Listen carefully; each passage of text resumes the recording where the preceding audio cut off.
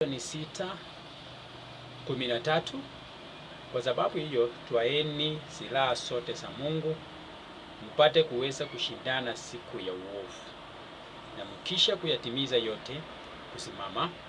Anasema hivi nambari 14, basi simameni hali mmejifunga kweli viunoni, na kuvaa dirii ya haki kifuani, na kufungiwa miguu tayari.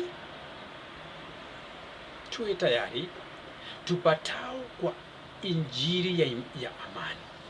Zaidi ya yote mkitwaa ngao ya imani, ambayo kwa hiyo mtaweza kuizima mishale yote yenye moto ya yule mwovu. Tena ipokeeni chapeo ya wokovu na upanga wa Roho, ambao ni neno la Mungu, kwa sala zote na maombi mkisali kila wakati katika Roho, mkikesha kwa jambo hilo na kudumu katika kuombea watakatifu wote. Pia anasema hivi, na kwa ajili yangu mimi nipewe usemi wa kufumbua kinywa changu, ili nihubiri kwa ujasiri ile siri ya Injili. Mtume Paulo katika kitabu cha Waefeso anasema hivi, tuweze kutoa silaha zote za Mungu ili tuweze kuwa na uwezo wa kushindana katika siku ya uovu.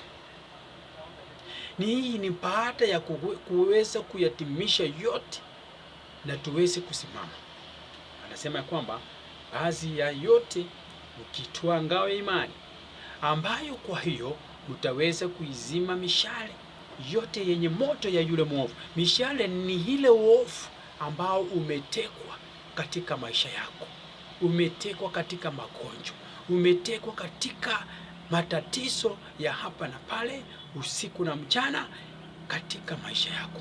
Lakini sasa kuweza kuzima mishale hiyo ya yule mwovu ni kutoa silaha ya Mungu, ambayo ni Roho Mtakatifu, neno pamoja na maombi.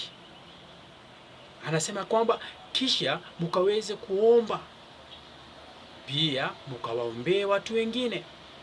Ndio maana Paulo anasema chini pia, nami pia mkaweze kuniombea ili nikaweze kuhubiri nini? Kuhubiri Injili.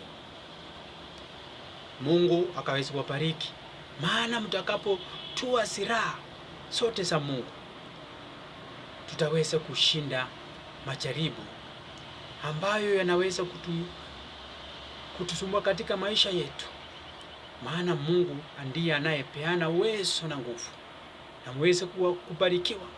Wakati mwingine tutasema mengi zaidi ili jina la Bwana likaweze kuinuliwa. Kitabu ni Waefeso 6:13, ukienda mpaka 18, ukiongeza tu utaenda mpaka 19, na Mungu awabariki.